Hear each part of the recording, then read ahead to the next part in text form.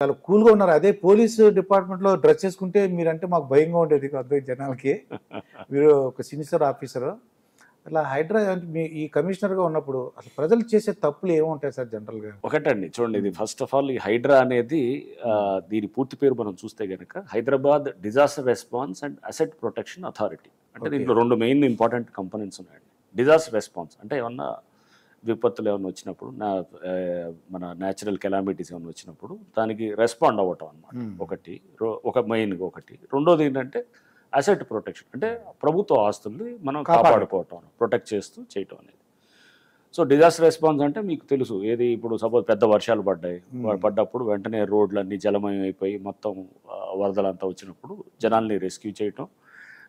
దాంతోపాటు మనం ఏంటంటే ఈ వాటర్ మామూలు వర్షాలకు కూడా కొన్ని చోట్ల నీళ్లు నిలవటంతో వాటర్ లాగింగ్ అనేది కూడా ఒక ప్రధానమైన కంప్లైంట్ ఉంటుంది, సమస్య ఎస్పెషలీ ఉంటుంది. మెట్రోపాలిటన్ సిటీస్ లైక్ హైదరాబాద్లో. హ్మ్. దానివల్ల జామ్లు విపరీతమైన జామ్లు అయ్యి ట్రాఫిక్ అంతా సిస్టమ్ అంతా మొత్తం దెబ్బతినే పరిస్థితి వస్తుంది మామూలు వర్షాలకు అనమాట. ఎందుకంటే హైదరాబాద్ నగరం ఒక 2-3 సెంటీమీటర్ల కన్నా ఎక్కువ వర్షపాతాన్ని డ్రైనేజ్ సిస్టమ్ తీసుకోలేదు ఇప్పుడు ఉన్నటువంటి సిస్టమ్. హ్మ్. సో ఇక్కడ సపోజ్ ఒక 10 సెంటీమీటర్ల వర్షం పడదనుకోండి, మొత్తం హ్మ్. అతలాకుతలం అయిపోయి మన ఆ పరిస్థితుల్లో మనకి ఇదవుతుంది. హ్మ్. సో దీనికి ఏం చేయాలి అంటే డిజాస్టర్ రెస్పాన్స్ దానికి మనం ఏం చేయాలి అంటే సపోజ్ ఎవరన్నా వరదలో చిక్కుకున్న వాళ్ళని మనం బయటికి తీయటంతో పాటు ఈ వర్షాన్ని దాంట్లో ఏదైతే కనుక వర్షంతో వచ్చినటువంటి ట్రాఫిక్ సంబంధించిన సమస్యల్ని కూడా ఎలా మనం అధిగమించాలి, ఎలా హ్యాండిల్ చేయాలి హ్మ్. అనేది అది ఒక ఆస్పెక్ట్. నెక్స్ట్ అసలు ఇది అన్నిటికి విపత్తులకు మూల కారణం కూడా చాలా వరకు మనం చూస్తే కనుక చెరువులు అనమాట. హ్మ్. దాదాపు మనకి హైదరాబాద్ ఔటర్ రింగ్ రోడ్ దాకా మనం చూస్తే కనుక 600 దాకా చెరువులు ఉన్నాయి అసలు ఓకే అండి. యాక్చువల్గా. హ్మ్.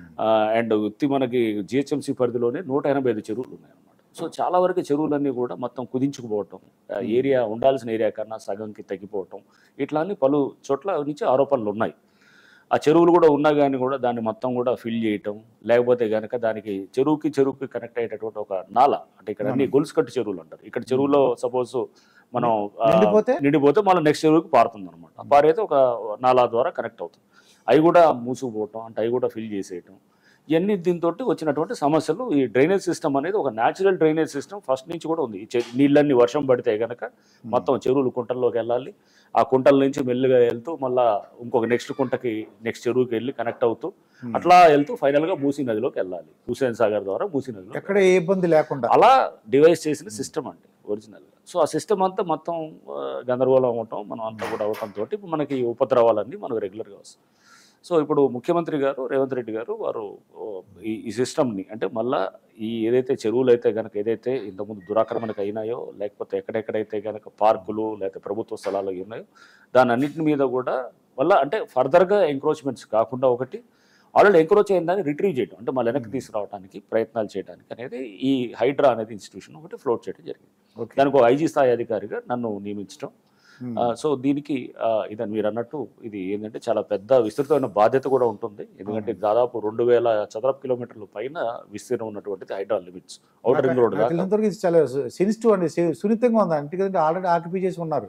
అవునండి, అవును, వాళ్ళు కొద్దిగా ఎక్స్‌ప్లెయిన్ చేయాలి. ఎందుకంటే బాబు ఇలాగ వస్తుందని చెప్పాలి. అవునండి, అది వికెట్ చేయించాలన్నమాట. కరెక్ట్ అండి. ఇది దీంట్లో మనం అందుకోసం ఏం చేయాలి, ఫస్ట్ అసలు చాలామంది ఎప్పటి నుంచో ఆక్రమించిన వాళ్ళు ఉంటారు.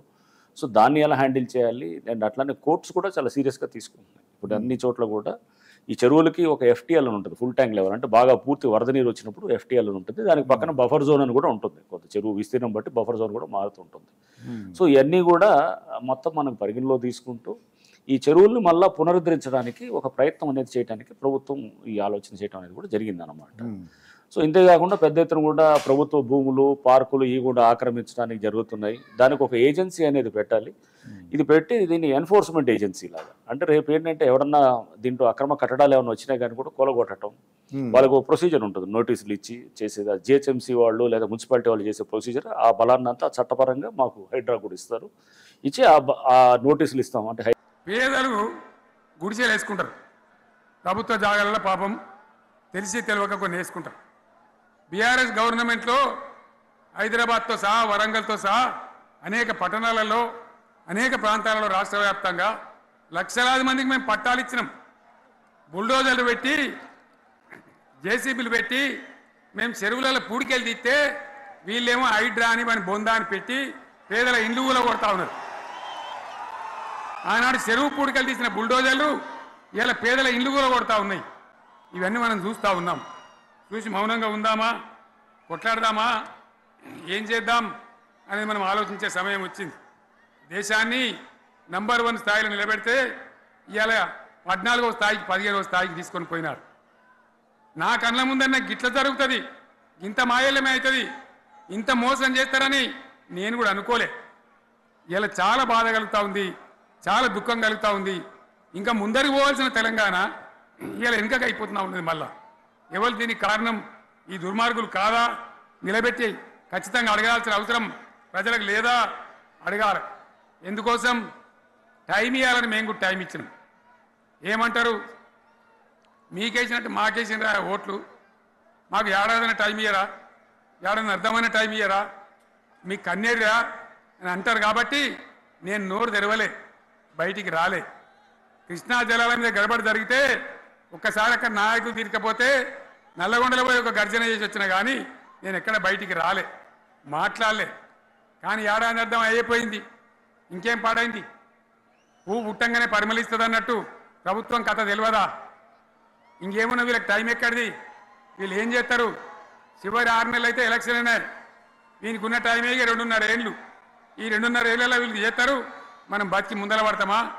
అందుకోసం ప్రజానీకం, మేధావులు, తెలంగాణ ప్రజలు దయచేసి అందరూ ఆలోచన చేయాలి.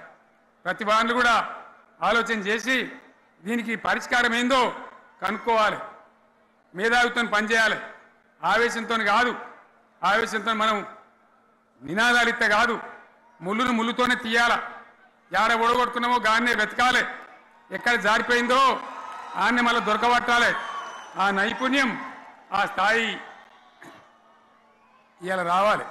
ఈ మాట నిజం, మీ అందరికి తెలుసు. ఇవాళ ఏం మాట్లాడతారు? మమ్మల్ని ఎవరు నమ్ముతలేడు, మాకు అప్పు ఉడతలేదు, యాడికెళ్ళి తెచ్చియాలి అని ఇప్పుడు మాట్లాడుతున్నాం. అప్పుడేమో మాకు అపారమైన అనుభవం ఉంది, మేము చేస్తామన్నారు.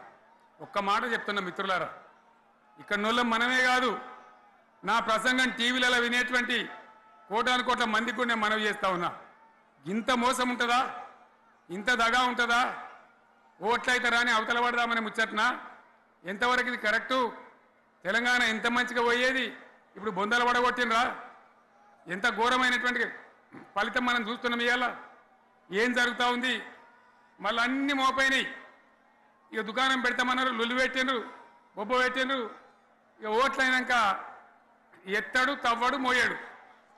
బాయి పడతాం జోరుగా చెప్తే 6 నెలల ఏమయ్యారంటే ఇక ఆయనతో రేపు అవుతుంది, ఎల్లుండి అవుతుంది, సంక్రాంతికి అవుతుంది, దీపావళికి అవుతుంది, మార్చి 31కి అవుతుంది. మార్చి 31 లేదు, మన్ను లేదు, ఏది కూడా చేసింది లేదు. మొత్తం ఆర్థిక పరిస్థితిని దెబ్బతీసింది. తెలివి తక్కువ పనితోని, అవివేకం వల్ల, అజ్ఞానం వల్ల పరిపాలన చేయరాక సర్వనాశనం చేసింది. రాష్ట్ర ఆర్థిక పరిస్థితి ఎంత మంచిగా ఉండే, ఎంత బాగా పోతా ఉండే. మేము కష్టపడి కడుపు కట్టుకొని, నోరు కట్టుకొని సంవత్సరానికి 10 నుంచి 15 వేల కోట్ల ఆదాయం పెంచినాం.